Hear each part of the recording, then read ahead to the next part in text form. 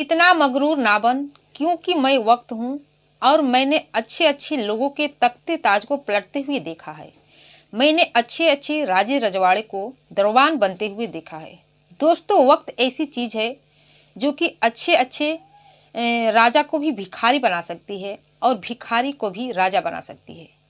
मैं ऐसा इसलिए कह रही हूँ कि आज की जो कहानी है, इस घटना में यह कहावत बहुत ही सटीक बैठती है।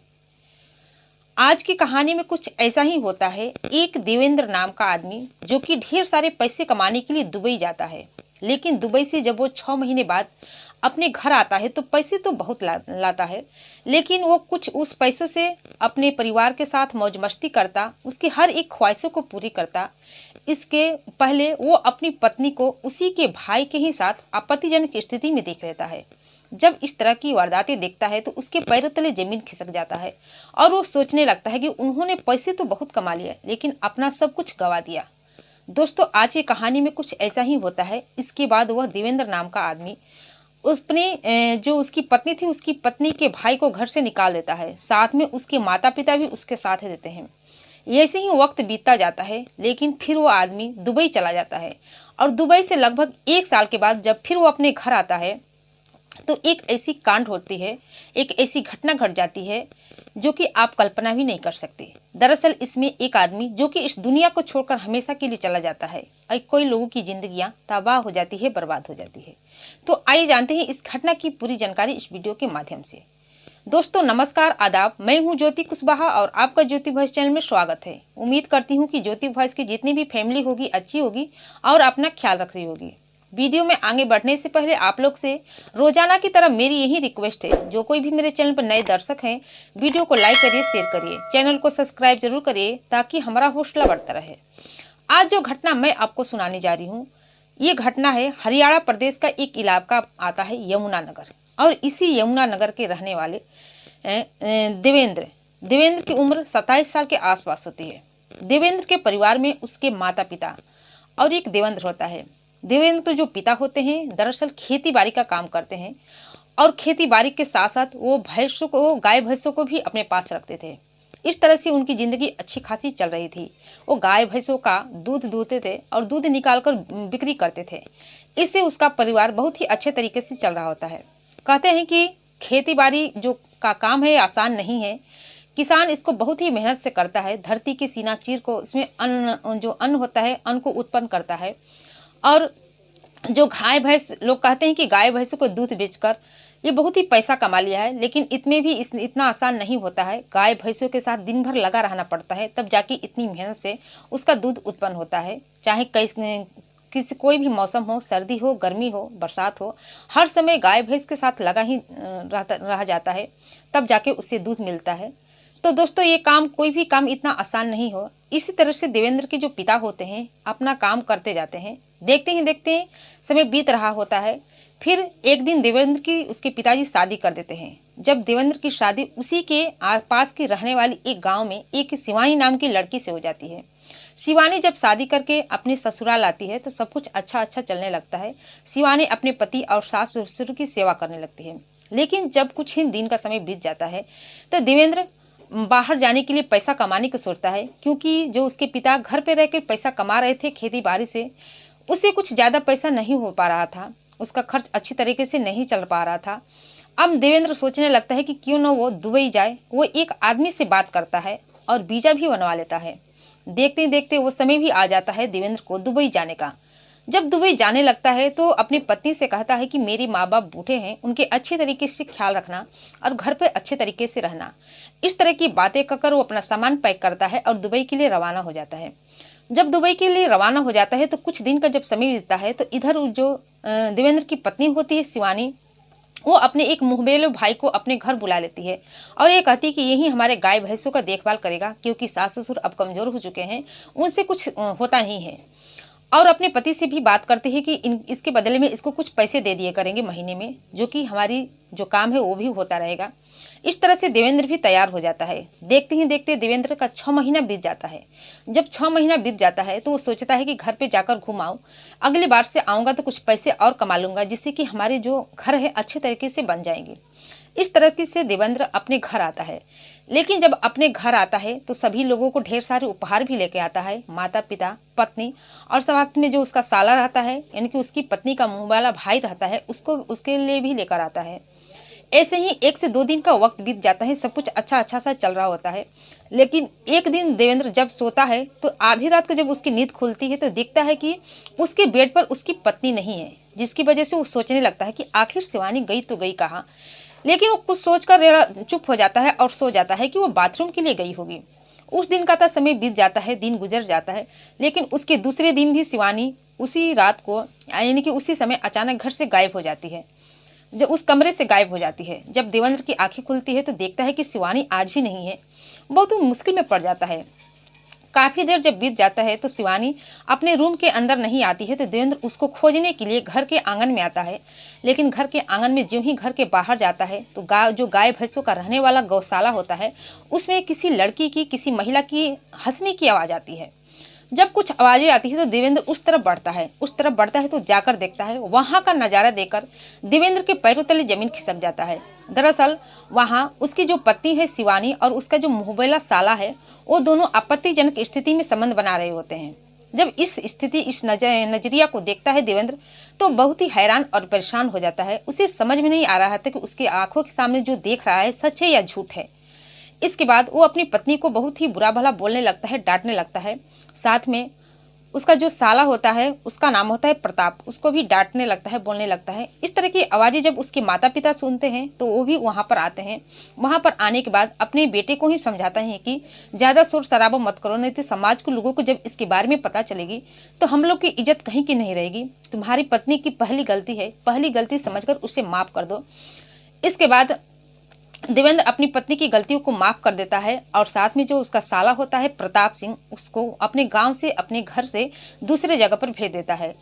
इसके बाद उसके माता पिता कहते हैं कि इसको यहाँ से निकाल दो, क्योंकि जो हम लोग का जब बन सकेगा तो गाय भैंस की देखभाल करेंगे, या अन्यथा उसको बेच देंगे। इस तरह से प्रताप सिंह उसके घर से चला जाता है। इधर अपनी पत्नी को माफ कर देता है। शिवानी भी अपनी पति से हाथ जोड़कर माफी मांगती है। सब कुछ ठीक ठाक सा चलने लगता है। लगभग 1 से 1.5 महीने देवेंद्र अपने परिवार के साथ रहता है। लेकिन जब छुट्टियां खत्म हो जाती है तो फिर वो विदेश जाने को, यानी कि दुबई जाने को सोचने लगता है और अपनी पत्नी से कहता है कि फिर मैं दुबई जा रहा हूँ, इस बार आऊँगा तो अच्छे से घर बनाएंगे। इसके बाद फिर वो अपना सामान पैक करता है और समय आने पर दुबई के लिए रवाना हो जाता है। जब वहाँ पर जाता है तो हमेशा अपनी पत्नी से बातचीत करता था, फ़ोन पर बातें करता था, पैसा वगैरह सब भेजता था। ऐसे ही वक्त बीत रहा होता है। लेकिन जब 1 साल का समय हो जाता है, देवेंद्र फिर अपने घर वापस आता है और घर वापस आने के बाद 1 से 2 दिन ऐसे ही रहता है। लगभग 4-5 दिन का समय बीत जाता है। देवेंद्र अपनी पत्नी से कहता है कि अब वो दुबई नहीं जाएगा, बल्कि यहीं पर अच्छा खासा घर बनाएगा और घर बनाकर कुछ बिजनेस करेगा। अब वो बाहर नहीं जाएगा, वो अपने परिवार के साथ ही रहेगा। जो अगल बगल के लोग होते हैं वो भी देवेंद्र से समाचार पूछते हैं कि इतने दिनों के बाद आए हो, तो उन लोगों से भी देवेंद्र यही कहता था कि अब वो दुबई नहीं जाएगा, बल्कि यहीं पर रहकर कुछ बिजनेस करेगा। इस तरह की बातें जब हो जाती है तो एक दिन जो देवेंद्र होता है अपने घर के कामों के लिए, यानी कि कुछ सामान के लिए जो उसमें काम करवाना होता है, जो घर बनवाना होता है, उसमें जो सामान चाहिए वो सब सामानों के लिए मार्केट जाता है। लेकिन जब मार्केट जाता है तो मार्केट से वापस ही नहीं आता है। शाम का समय बीत जाता है, वो शाम को ही निकला रहता है, लेकिन रात हो जाती है, लेकिन वो घर पे नहीं आता है। इधर देवेंद्र के माता पिता को अपने बेटे की चिंता सताने लगती है। साथ में शिवानी भी परेशान हो जाती है। उसके जितने भी रिश्तेदार होते हैं सभी के यहाँ कॉल लगाए जाते हैं कि देवेंद्र इतने दिनों बाद दुबई से वापस आया है, कहीं कोई रिश्तेदारी में तो नहीं चला गया। लेकिन कहीं से भी देवेंद्र का कुछ भी पता नहीं चलता है। देखते ही देखते पूरी रात निकल जाती है। जब सुबह का समय होता है तो देवेंद्र के माता पिता पास के ही थाने में देवेंद्र के गुमशुदा होने का रिपोर्ट दर्ज कराने जाते हैं। लेकिन जब वहाँ रिपोर्ट दर्ज कराने जाते हैं तो पुलिस पूरी बात सुनती है और देवेंद्र के गुमशुदा होने का रिपोर्ट दर्ज करती है। इसके साथ इस केस की छानबीन में लग जाती है कि आखिर देवेंद्र गया तो गया कहाँ। 2 से 3 दिन का समय बीत जाता है, देवेंद्र का कहीं पता नहीं चलता है। इधर आसपास के जो लोग होते हैं, जो पड़ोसी लोग होते हैं, उनका भी गुस्सा बढ़ता जाता है कि देवेंद्र जो कि अपने काम से काम रखता था, इतना अच्छा खासा इंसान था, सीधा साधा इंसान था, आखिर वो लापता हो गया तो कहाँ गया, इसके बारे में कुछ कहा नहीं जाता। इधर प्रशासन के लोग भी परेशान हो जाते हैं। जब आसपास के लोग उस पर दबाव डालते हैं तो वो भी ढूंढने की कोशिश करने लगते हैं। लगभग 1 हफ्ते का समय बीत जाता है। जब 1 हफ्ते का समय बीत जाता है तो एक आदमी थाने में आकर यह सूचना देता है कि इस गांव के बाहर जो शमशान घाट है, शमशान घाट के पास एक आदमी की लाश पड़ी है। पुलिस जब इस सूचना को सुनती है तो उस घटना स्थल पर जाती है। वहां पर जाती है तो देखती है कि एक आदमी है जो कि इसकी हत्या कर दी गई है और उसके चेहरे को पूरी तरह से बिगाड़ दिया गया है। पुलिस को कुछ समझ में नहीं आता है। उसे तो पता होता है कि एक आदमी यानी कि देवेंद्र नाम के आदमी के गुमशुदा होने का रिपोर्ट दर्ज की गई है। साथ में देवेंद्र के परिवार वालों को इस बात की सूचना दे जाती है कि आकर इस डेड बॉडी को शिनाख्त करें कि उनका बेटा देवेंद्र है या कोई और है। इसके बाद देवेंद्र के माता पिता, उसकी पत्नी शिवानी उस घटना स्थल पर जाते हैं। जब उस घटना स्थल पर जाते हैं तो उसके माता पिता अपने बेटे की शिनाख्त कर लेते हैं, क्योंकि उसके शरीर में जो कपड़े होते हैं, जो जूते चप्पल होते हैं, सब शिनाख्त हो जाती है। लेकिन शिवानी बार बार कहती है कि मेरा पति नहीं है, ये मेरा पति हो ही नहीं सकता। अब पुलिस बहुत ही मुश्किल में पड़ जाती है। इसके बाद पूरी तरह से छानबीन चलने लगती है। लेकिन देवेंद्र के माता पिता का कहना होता है कि देवेंद्र ही है। साथ में आस पड़ोस के जो लोग भी होते हैं वो भी बताते हैं कि हो सके तो देवेंद्र भी है, क्योंकि उसके चेहरे को बहुत ही बुरी तरह से बिगाड़ दिया गया होता है। इसके बाद पुलिस इस केस की छानबीन करने लगती है।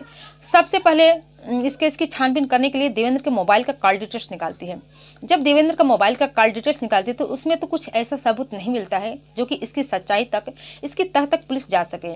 लेकिन जब शिवानी के मोबाइल का कॉल डिटेल्स निकाला जाता है तो उसमें एक ऐसा नंबर होता है जो कि शिवानी पिछले 1 से 1.5 सालों तक नंबर से बात करती आ रही थी।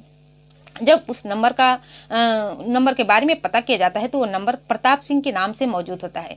अब प्रताप सिंह कौन है, पुलिस देवेंद्र के माता पिता से पूछते हैं। तो देवेंद्र के जब माता पिता से पूछते हैं तो उसके माता पिता बताते हैं कि प्रताप सिंह तो मेरी बहू का मुहबेला भाई है, जो कि आज से लगभग मानी कि साल भर पहले, 1 साल पहले यहाँ पर आकर रह रहा होता था। लेकिन मेरी बहू के साथ उसका गलत संबंध हो गया, जिसके चलते हम लोग को अगर ये बात पता चली तो उस आदमी को अपने घर से निकाल दिए। अब पुलिस को सीधा शक देवेंद्र की पत्नी शिवानी पर जाता है। अब शिवानी से पुलिस पूछताछ करने लगती है कि ये आदमी कौन है, इसी तुम बात क्यों करती हो। इस पर शिवानी अलग अलग तरह की बातें बनाने लगती है, अलग अलग तरह के बयान देने लगती है। इस पर पुलिस को शक होता है। पुलिस जब सख्ती से पूछताछ करती है तो पूरी सच्चाई बता देती है। दरअसल जो शिवानी जो सच्चाई बताती है, उस सच्चाई को सुनकर देवेंद्र के माता पिता को अपने कानों पर विश्वास नहीं होता है, साथ में पुलिस वालों को भी विश्वास नहीं होता है। दरअसल शिवानी बताती है कि प्रताप सिंह से उसका लव अफेयर तो था ही। जब उसके पति को पता चल गई कि दोनों के बीच कुछ नाजायज संबंध है तो ये देवेंद्र को तो प्रताप को तो घर से निकाल देता है। लेकिन शिवानी उसके बिना रह नहीं पाती है। वो अपने पति से तो वादा कर लेती है कि वो प्रताप से नहीं मिलेगी, नहीं बातें करेगी, ये बुरी आदतें छोड़ देगी।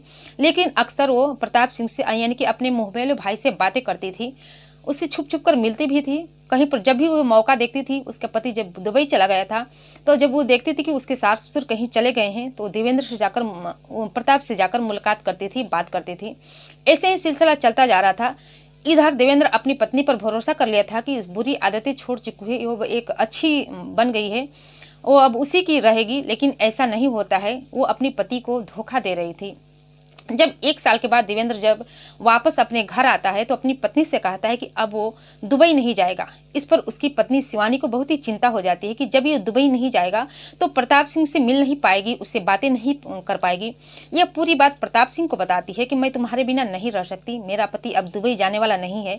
ये दुबई जाता तो खासकर हम दोनों मिलते जुलते, एक साथ बातें करते, एक साथ कहीं आते जाते, लेकिन ऐसा अब नहीं होगा। इस पर दोनों बहुत ही परेशान हो जाते हैं और परेशान के होने के बाद एक प्लान बनाते हैं, देवेंद्र को ही इस दुनिया से हटाने का प्लान बना देते हैं। एक दिन जब देवेंद्र अपने घर के कामों के लिए कुछ सामान लेने के लिए मार्केट जाता है, उसी समय शिवानी प्रताप को कॉल कर देती है। और जब प्रताप को कॉल कर देती है तो प्रताप उस जगह पर आता है और इस तरह से प्रताप देवेंद्र की हत्या कर देता है। और हत्या करने के बाद उसकी डेड बॉडी को शमशान घाट के यहाँ फेंक देता है।